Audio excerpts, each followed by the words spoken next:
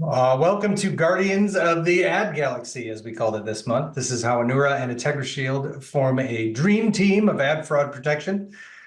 Imagine, if you will, a future rife with online ad fraud, one that hinges on the existence of protectors, guardians, if you will, of this precious resource. Well, not to scare anyone, but that future is now. There is seemingly no end to the types and amount of fraud perpetrated against those brave souls that advertise in the digital space. For every 4 legitimate opportunities, there is one fraudster there to steal your assets, your ability to connect, sometimes your business very existence. Okay, it's slightly over dramatized, but the danger is no less real. Like a movie introduction. Luckily for all of you, we have 2 heroes in the house that have been fighting against ad fraud and online scammers for decades, possibly even before the internet in Rich's case. Today, we're joined by Anura co-founder and CEO Rich Kahn and Gayla Huber, president of IntegriShield. Thank you both for joining us and being here today. Thanks for having me. As I mentioned, Rich Kahn is the co-founder and CEO of Anura, a firm dedicated to protecting ad budgets around the globe from fraud. Rich is a recognized innovator in the fraud detection space and a digital marketing security expert. He has spent the last 3 decades leading the fight against the ever-growing $120 billion ad fraud problem, and he continues that fight today as CEO and co-founder of Anura, which has provided the platform for this discussion. So thank you, Rich, for that. Okay.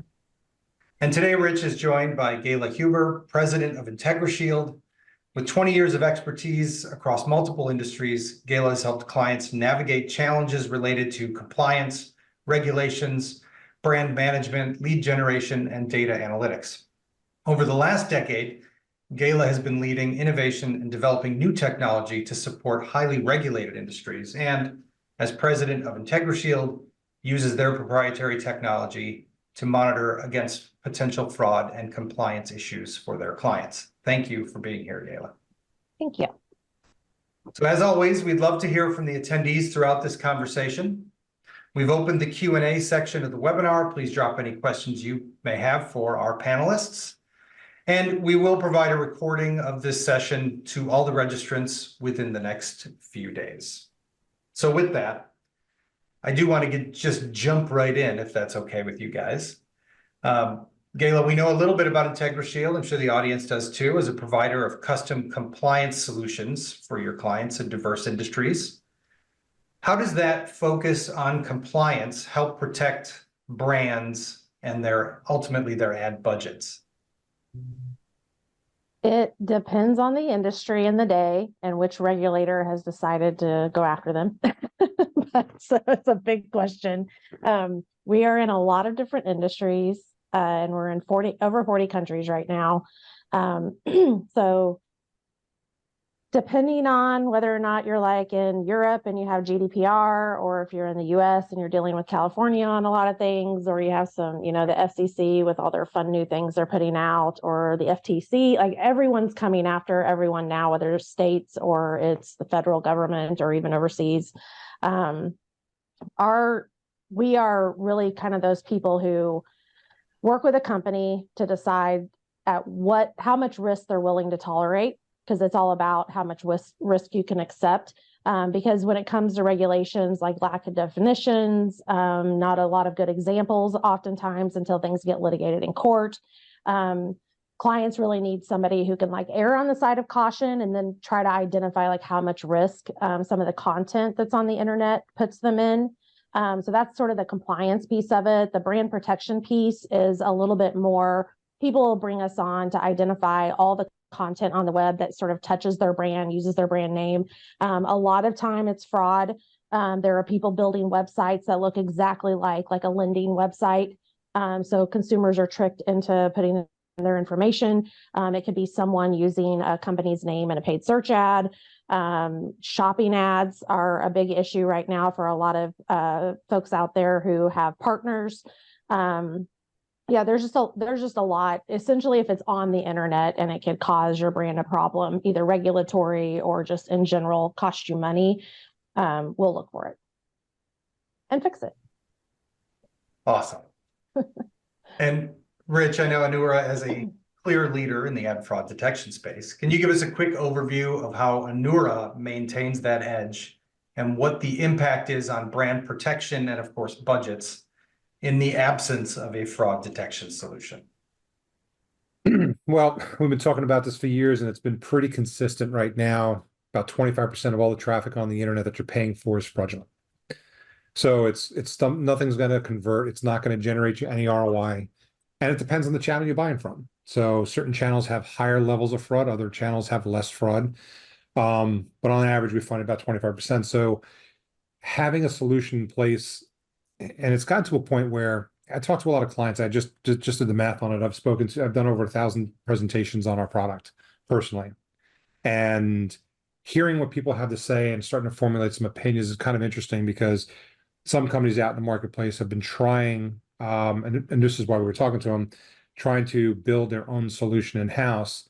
And, everyone's always doing, do we build, do we buy? We're big enough, we have the technical resources. But what they come to realize is that it takes at least a small team of people that basically have to dedicate their job to doing this. Then you have to have a data lake so you can store all the data. You have to have algorithms that you've built. You have to stay on top of what's going on. And by the time they add up, they're spending significant amount of resources on a monthly basis just to do it in-house. Meanwhile, they only have access to their own data. So with us, we come at a fraction of the cost to do it yourself internally.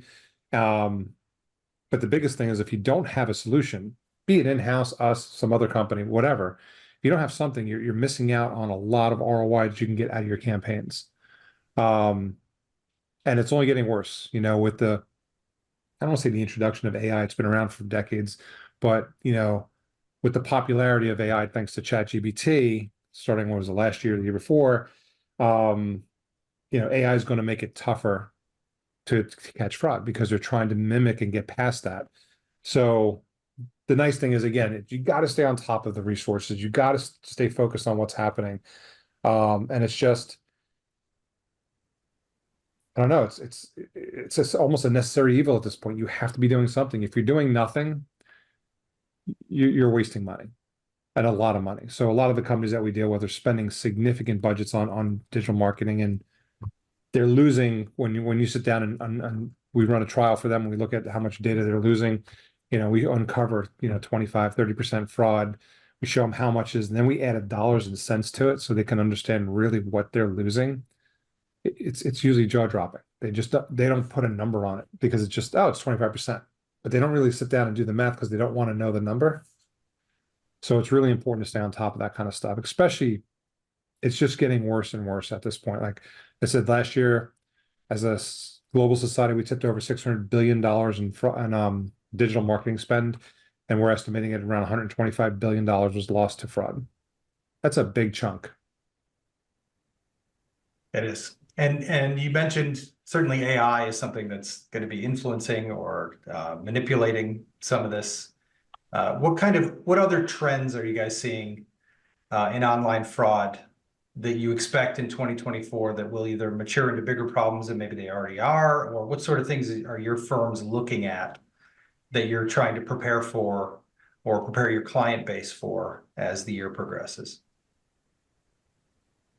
You want me to go first? Yeah, why don't you go first? So, I mean, we're just like Rich. Like, we offer two completely different products, but because they're all internet based, everything is constantly changing. So you have to always stay up with either what search engines are doing to change how people place things, or the scammers, how they're trying to hide from what they think the systems that are trying to catch them already do. So you're constantly trying to have to keep up with the technology side of it and where people are hiding. The stuff that has started happening, so we've been really successful at identifying a lot of fraudulent websites, making sure that those get taken down. Luckily, we have really good relationships with folks and like hosters and registrars that will get that stuff down. But I mean, we have one of the trends right now is that people are trying to move their hosting into countries where it's a little bit tougher to get things taken down. So like, we're going through the courts in Malaysia to take down scam websites. And I mean, it's just kind of insane. Like, how people will try to get around and keep that content out there. And then there's just a lot of trends that happened that come back. So like you'll kind of clean up a little bit of an industry or a space or a particular type of advertising. And then, 6 months go by, a year goes by, and then you're kind of back to square one. Everyone's doing it again. So it's really, for us, it's just staying on top of it. And then also like making sure that like one of the big trends right now is people come to us looking for, they'll have campaigns and offer links where on their face, the traffic that they see coming in is legitimate. It's what they're told is where everything's coming from. But then we identify all the sources of traffic that they don't know about. And those have become bigger and bigger issues and really made the industry kind of a target for regulators. So just trying to kind of clean that up a little bit for folks. Again, another place where you just lose money. If you have traffic sources where nothing's going to convert, then, what's the point? All right. Besides AI, that goes untold. One of the things, and our typical client is a buyer, and we have a bunch of networks as well. And one of the situations is some of the networks that we've come in contact with are the ones you got to watch out for. Because some of the networks out in the marketplace, and like I said, I've done over 1,000 presentations, so this is what I'm hearing time and time again. You have a certain group of agencies that care about their clients' success, do whatever it does, add all kinds of technology, whatever it takes to build the best product they can build for their clients. And those are the ones that are going to see high ROI, things are going to be growing well. But then you've got the other ones who just care about volume at any cost. So they look at only solving issues for the squeaky wheel. So if a client's complaining it's not converting like it does for other networks or something else, then they sit down to do a little something. Perfect example. I don't like to mention names, so I'm not. I had a client buying traffic from a network that we've seen time and time again, and the fraud rates were over 80%. So we're not talking a small amount. This was egregious. This is the highest I've seen of a major network, and they are a major network. And I told my client, when they called out, what do we do? I said, I hate to say this, but just tell your rep that you're seeing a lot of fraud, and let's see what happens. And 2 days later, the fraud dropped to like under 20%. So the client called us back and says, great, that helped, but why did it help? I said, you can kind of read between the lines. I said, I don't think I have to spell it out for you, but I mean, there's a perfect example. If you're not complaining, they're pushing 80% because they're just shooting for volume. If you complain, they'll take that and move it to somebody else and sell it to somebody else. And there are a number of agencies, a fair percentage of agencies, not always the smallest ones, but some of the bigger ones too. That's all they care about is volume. Name of the game is volume. They want to make sure they spend their budget so they get a bigger budget next quarter, and they're not doing it the right way. And I think those companies are not here long term, or won't be here long term. I think what you're looking at is the ones that really care, the ones that are doing things the right way, that are putting tools and solutions in place. So again, for 2024, this is something I think buyers should be wary of when you're buying from somebody. Really look at your back end data. Talk to talk to the places where you're buying your traffic, your sources, or your networks. Ask them, what are they doing about fraud? What are they doing about brand safety? What are they doing to protect you and maximize ROI? And do some research on those questions. Are they giving you the right answer, or are they just giving you lip service? If you're not happy with your answers, find another agency, find another source of traffic. They're out there. But it's one of the big things to look at for 2024. But this has been something that's been going on for decades. But this is something that I'm starting to hear this more and more. And I think it's at a point where these agencies know it and don't care. Yeah. They're not going to get out there and publicly say it, but I don't know. My I two don't cents. think I've ever heard you say that out loud, Rich. No, you know what? I'm the Mr. Nice guy generally. But I listened to a call from a prospective client, and the way they said it, of what they were looking to accomplish, was definitely not a client for us. But hearing that, and it's like, you know, hearing that over and over, it was just like the straw that broke the camel's back. Like, come on. And this is why the government's coming after, you know, lead gen, because a bunch of people are doing it the wrong way on purpose. You know, they know exactly what they're supposed to do. Yeah,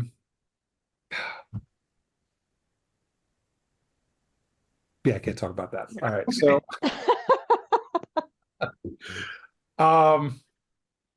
yeah, so there are companies that knowingly have fraud on their networks, may not say the word fraud, but they know they have bad traffic, or as a friend of mine likes to say, non-consumers, and doesn't have a problem selling that to their clients unless the clients complain. So that's what you've got to be wary of. I think it's just, like I said, I don't tend to like calling out big chunks of networks and agencies, but you know, come on, people. This is why we're in the situation with the FCC as it is. Right. Well, you mentioned, I mean, we obviously talked about the budget implication of fraud and the compliance implication. There's other implications too. It goes all the way into, morale for your employees. And what are some of the other things, Rich, that you feel like are maybe less tangible than, losing dollars overtly? Well, it's all, and let's face it, like, so going back to my example, you're an agency, you're selling traffic to a lead buyer. We'll stick with the lead generation side of things for now, just because it's easy to stick with. These guys, these buyers are buying from you, trusting that you're delivering quality traffic. They're getting these calls that are told are clean and regular to go. Within seconds, they're passing it off to their call centers. Call centers are making these calls. It takes longer to get somebody on the call than when they're not expecting your call because they didn't fill out the form. So now you're spending so you have your client now spending additional resources on calls, and then they're running into TCP class action lawsuits because they're making so many calls and these people literally didn't fill out the form. There's lots of scams going on, but I'm looking at this from a fraud standpoint. It's like this could all be solved at the front, where the source and the traffic starts. And people, call us, they want to know about a solution, but they really don't want to know. I've had people tell me, look, I don't even want to run the trial. And I'm like, well, why not? Don't you want to see how much fraud? He goes, no, because if I do, then I know I have to do something about it. And it's like, well, that's not the right answer. Like, but again, the industry's gotten comfortable with companies selling poor quality traffic. And it's gotten to the point where, sometimes I talk to the buyers and they're like, well, the cost of doing business. Well, is it really? I guess if it's a couple percentage points and there's only so much you can knock out, that makes sense. But when you're talking an average of 25%, you're talking $125 billion. You're affected. If you're buying traffic of any kind, you're affected. So I don't know. Yeah, I remember because we've been doing this a while, Rich, and somebody laughed at me the other day when I told them when I was doing aggregation on that side and what my I wouldn't buy unless I got a certain conversion rate.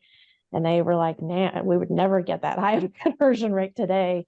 Everybody's got, it was the game of like, I want more leads, more leads, more leads. And then you get all this junk that it was just silly because you're willing to take a lot less quality and some fraud just to get the volume that you want at the expense of the conversions, which never, like the cost per whatever, depending on the industry, never really made sense to me. But it doesn't, but it does. Like there's so much money to be made in it. So look at it much this money. way. So yeah.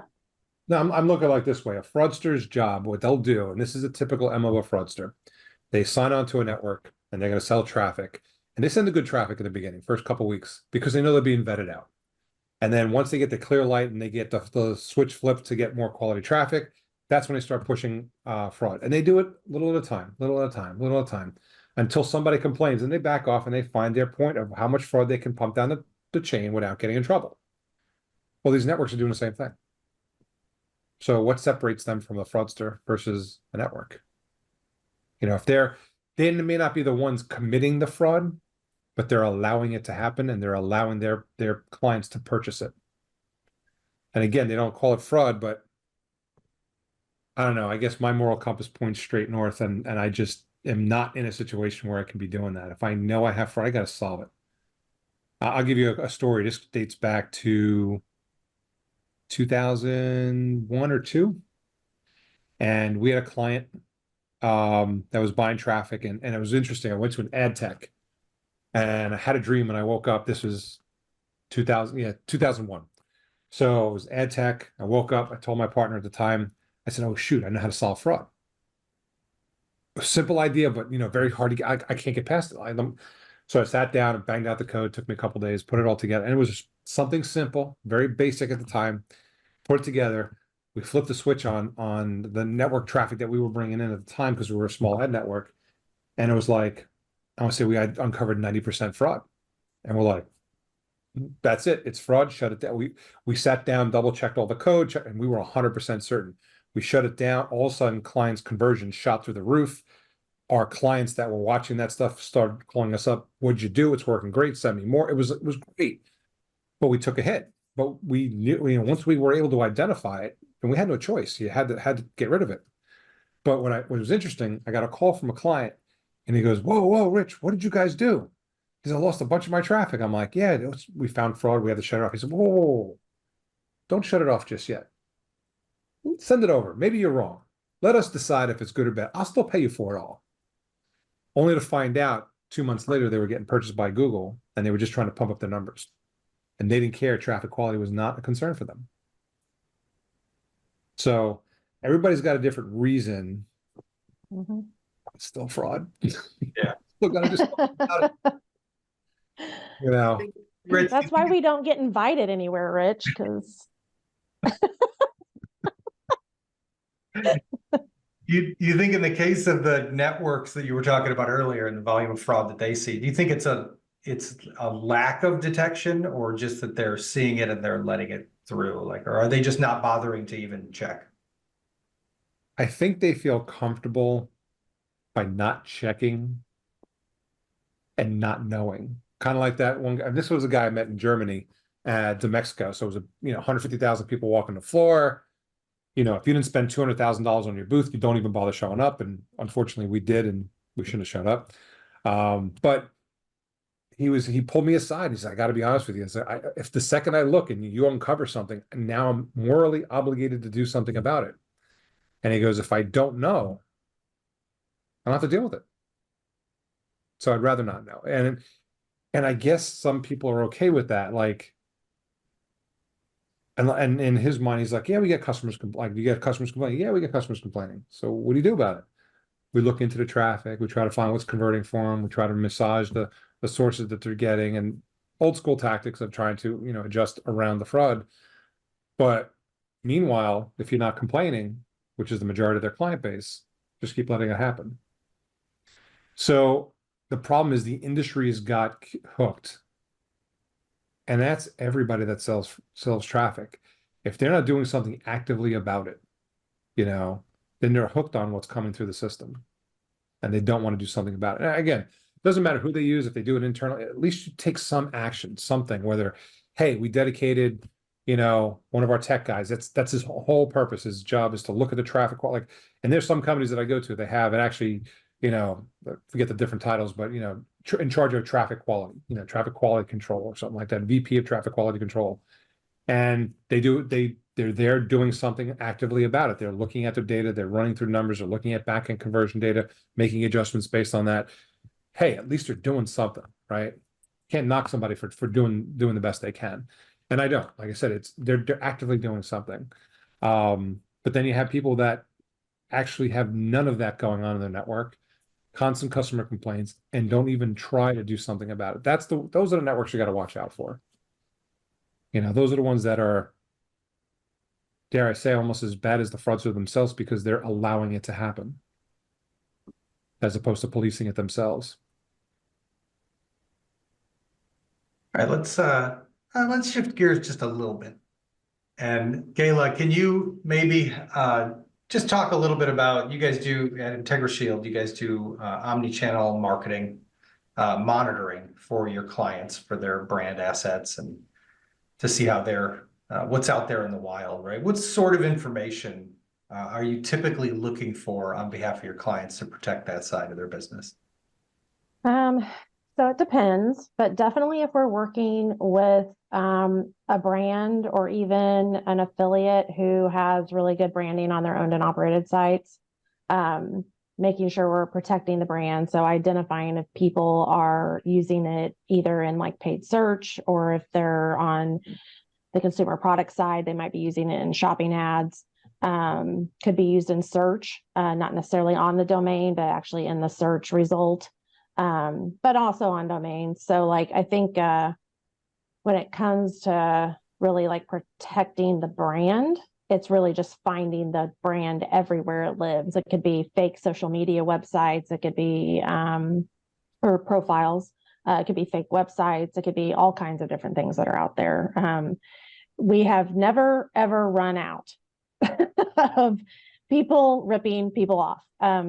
Like the numbers are insane. I mean, since we've been around since 2012 and we've always done remediation. And I mean, we can take down 10 to 20,000 just websites, like not even counting like social media profiles, different things like that, just websites, not counting paid search ads, none of that. But we'll take down thousands of websites every year that just quite simply look exactly like a brand, or they have the brand's name all over it. A lot of it's just to steal traffic. But yeah, there's a lot, and it never ends. I always like to brag when I'm on pitches that we've been around since 2012, and we've had over 90% retention every year we've been in business. And it's because the people doing it do not stop. It's funny is this is going back a couple months ago. I actually we monitor like when we give out code for people to try out the software or whatever. And then the only thing we ask them is if they're not moving forward with us, just take the code off the site. And company had taken off the code off the site, and then months later, also get a ping that they're driving in a huge amount of volume to one of our instance IDs. And we're like, so I just picked up the phone and I called the guy. I'm like, hey, well, I thought you guys took our code down. He's like, we did. I'm like, yeah, no, it's back up again. So maybe it got caught in a cycle or something. So he said, do you have any information? Of course. So I pulled up some details, some information, the page it was on, gave it to him. And he came back and said, oh, this happens to us all the time. Somebody copied our website and then launched the landing page somewhere else, left all the code on it, including your JavaScript, your code base on it, and just launched it. Did you tell him to call me? I did. I said, this is something IntegriShield stops. So happening on a regular basis. This is where I was going to with it. Because that's what they do. And then I know did it for you recently. Didn't you have a paid search ad? Yes. I was like randomly, what was I looking for? I can't even remember. I was looking for something. I was like, somebody's ripping off Rich's name. Now it's funny because I was going to bring that up too. I said, so that was the first one that happened. And I said, IntegriShield does a lot of different stuff, but I know they solve this problem. Like, I don't know all the things that they do because they do so many different things. I go, this is one thing I know that they do, and then you had caught it and you said, hey, by the way, did you know that your competitor is trying to, buy on your keyword? I'm like, yes. And I've reached out to Google. I don't know how many times. They used to have it really nice. You'd submit that you own the trademark, you'd validate the information, you'd fill out a form, and then they would put that into their trademark database, which means no one's allowed to use that term in their ad copy. No one's allowed to, bid on that term. It was great. Made it so simple. Because when I was managing Google campaigns back in the day, I had brands that had trademarks and I'd had to get them specially permissioned for our account, all that good stuff. But Kayla brought it up. She said, did you know? I'm like, yeah, I can't stop it. She's like, I can stop it. And like a week later, boom, done. I'm like, yeah, that's awesome. That's another thing you do. Okay. I have to keep this in mind. Yeah, that's probably one of my favorite things that we do. It's also like the cheapest. So like there's like that instant gratification of like finding something and like getting it taken down. So yeah, those are fun. What other kind of unique capabilities do you guys have over at IntegriShield that you can talk a little bit about? And, which ones kind of overlap with or may be complemented by Anura's offering? So we're really good at social media. I would like to say I think we're better than anybody, and that's probably because we're better at video than anyone and images.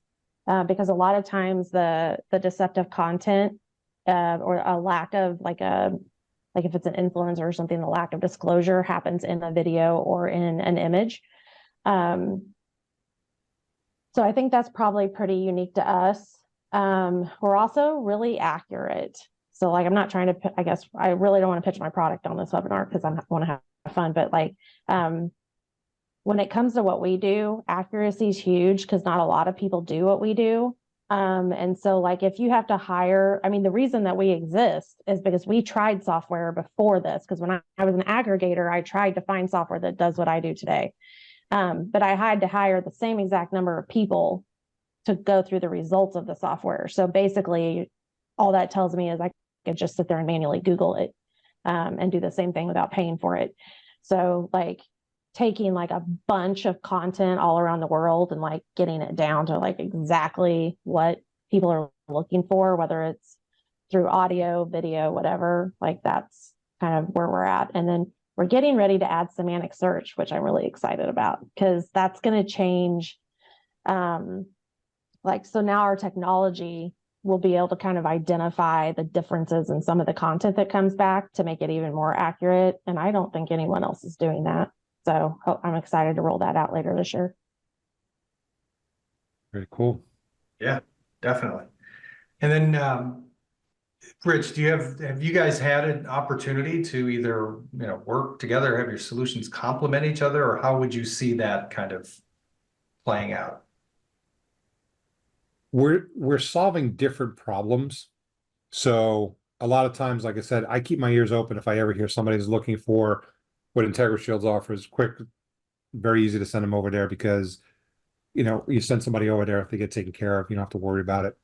Sometimes you make a recommendation and, the company you make a recommendation to doesn't follow up, doesn't follow through. And then, if I made the recommendation, then they come back to me and it's like, hey, I'm trying to reach out to this person and not get back to me. I'm like, this is the sales side of your business. How could you not get back to a lead that I'm sending you? Like, come on. So, with IntegriShield, you don't have to worry about that. Like I said, they're on top of their game. They have, again, a plethora of products that I still don't know all of what they do because I know no one knows what we do. It's awful. So James, I told you though, like I was a marketer and it's the worst. I'm so bad at marketing. Did I say the name of my company on this webinar yet today? It's IntegriShield because apparently I also don't ever say the name of my company. Well, here's an example. You just said that you're the best at social media, but we are way the best. But at what part? Right. Oh.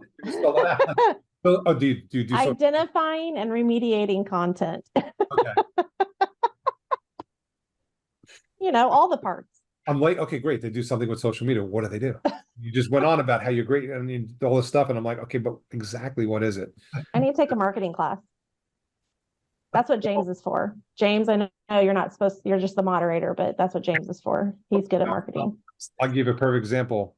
My partner, Beth, which many people on this call know, she decided when we started working on this and she was going to do some marketing, she said, let me take a course on digital marketing. She signed up for the digital marketing course and she went through like the first, I guess, class or two. And she's like, Rich, you got to take a look at this. And I'm looking at it. I'm like, yeah, that's like 1995 terminology. I'm like, and they're going through this stuff. And I'm like, where the hell did you sign up for this? And I was like, University of Delaware. I'm like, get your money back because this hasn't been updated in like 30 years. Like this is not, so you want to take a marketing course, you got to find a good one because, you sign up for a marketing course at a respectable college, you'd expect it to be up to date. Yep. He asked a bunch of questions and all she got was an email back. You've been removed from the class and your money's been refunded.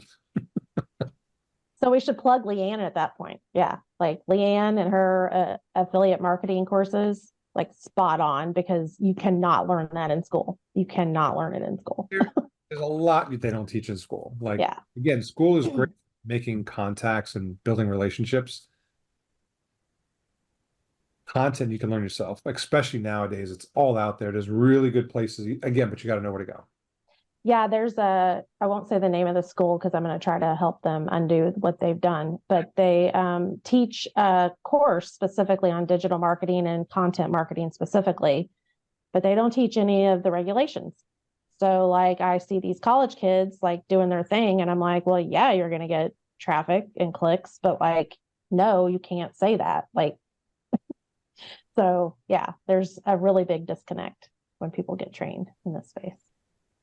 What is the most disruptive type of fraud that you see that you help remediate for your clients? Like what are the types of things that you see that you feel are the most disruptive for their The brands? top two are paid search ads being ripped off, because immediately it hurts your revenue. And you can, if as soon as you get those ads down, there's an immediate lift if you have it running in a bunch of markets.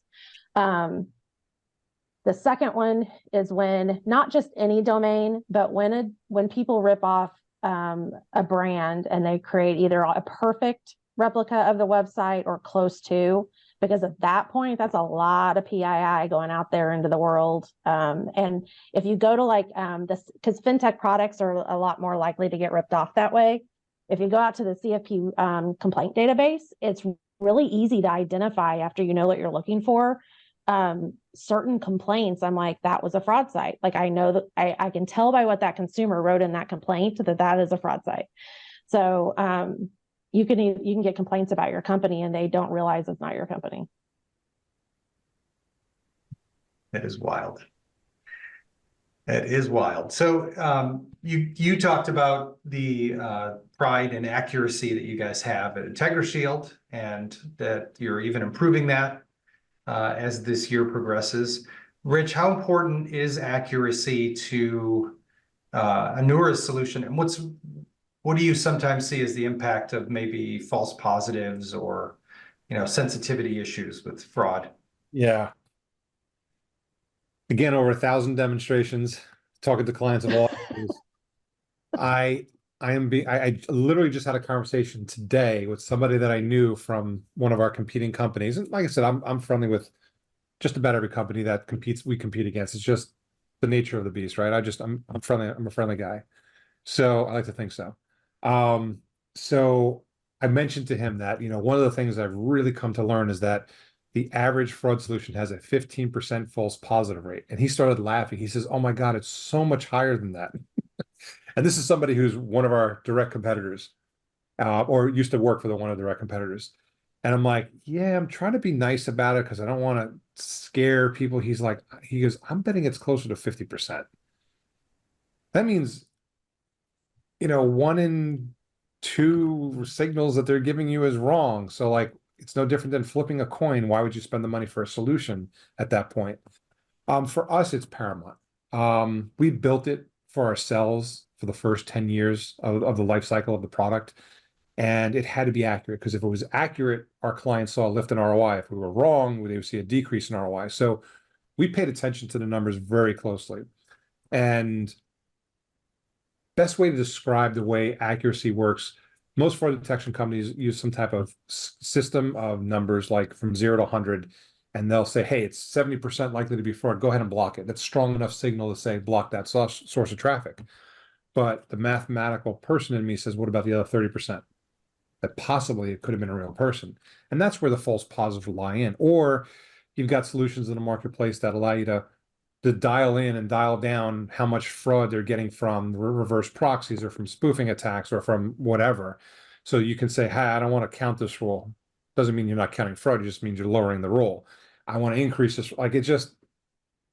And that's where the false positive come. For us, we can't mark something fraud unless we're 100% confident that it's fraud, because our clients need to know, should I let this person charge a credit card? Should I let this person fill out a form? Should I let this person log into my system? They need to know right then and there, and it's got to be accurate. The best discussion I had with a client was they were selling plane tickets, and they were selling, I want to say 10,000 tickets a day. It was a decent sized site selling a lot of tickets. And they came to me and said, "Look, our biggest problem with the fraud detection industry is false positives. How do you guys line up with that?" And we went through it, and we have our sales pitch of 99.99% accurate when identifying fraud. And he says, "Well, we're going to test you." He says, "Because if you're even just a fraction of a percent wrong, mismarking real people as fraud," he says, "you're going to cost me more in 10 minutes than I spent with you all month. And I just can't have that. It defeats the purpose of having the solution." So for us, accuracy is paramount. Like with any data solution, like IntegriShield, same thing. Accuracy is everything. It's the part of the solution. And the sad thing is, I'm sure your competitors are doing the same thing, Gala. They're walking around saying they're 100% accurate. No way.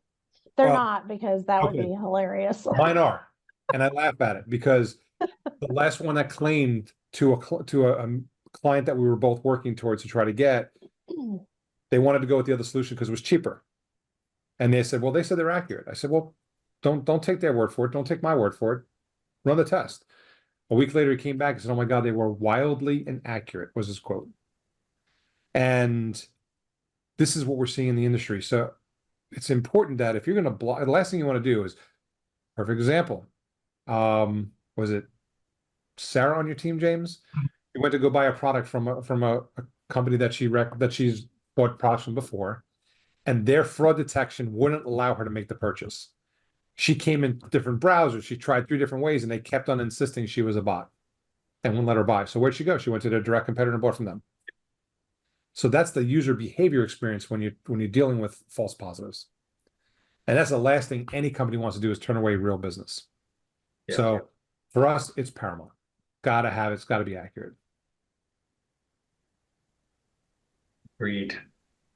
We are coming up on the bottom half of the hour here. I did want to talk about one more thing before we wrapped up, though, and that was, Gayla, if you could, I know that obviously you talk to clients when you start a relationship with them. Are there some things that you start with to tell them that they can do, kind of low-hanging fruit or easy things to protect themselves before they engage with IntegriShield? Like, what kind of asset protection best practices do you guys have that you share with clients? Yeah, so depending on the industry, there's going to be a lot of different sort of checklists out there. Shameless plug, we are actually getting ready to put that on our website so people can just go get it and not have to deal with me. But for every industry, there's a checklist. So you need to be looking at social media, and then I guess again, so like we're in a lot of industries, so you could be higher education, DOE, so like there's that whole checklist, and then you've got the FTC, and that's for a lot of different industries. So there's checklists for different ones, whether it's disclosure checklist or content checklist or ban terms or best practices for terms. So there's a lot of things people can do on their own. And I always tell people, like, if you don't want to pay me, still do it, because it's better for our industry for you to do it even just manually than not do it at all. So go out, try to find where you are, set up Google alerts on your company, like at a minimum, you should be looking at that.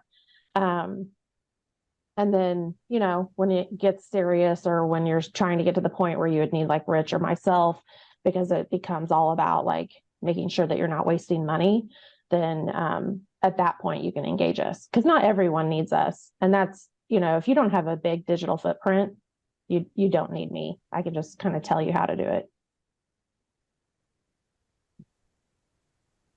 Okay. Well, as I mentioned, we're coming up on 45 minutes past the hour, so I think we can probably wrap it up. I do want to thank everybody for joining us, and of course, thank you to Gayla and to you, Rich, for taking time to have this insightful discussion. I mentioned to attendees earlier, we'll provide a recording of this session, and we'd love your feedback. There will also be a short survey as you exit the webinar, if you wouldn't mind completing that. Next month's webinar, From Ring Ring to Cha-Ching, will be on Tuesday, April 23rd at 2 p.m. Eastern Time. Rich will be joined by Chief Revenue Officer Meg Mananian from Convoso to talk about clean lead gen, fraud mitigation in the outbound sales channels. And a sign-up link will be included in your follow-up email that has a recording of this webinar, so keep an eye out for that. If you'd like further information, of course, on the services provided by Anura, you can find Rich Kahn at anura.io, and you can learn more about Gayla Huber and IntegriShield at, you guessed it, IntegriShield.com. So thank you both for joining us today, and thank you again to all our attendees. Thanks. Thank you.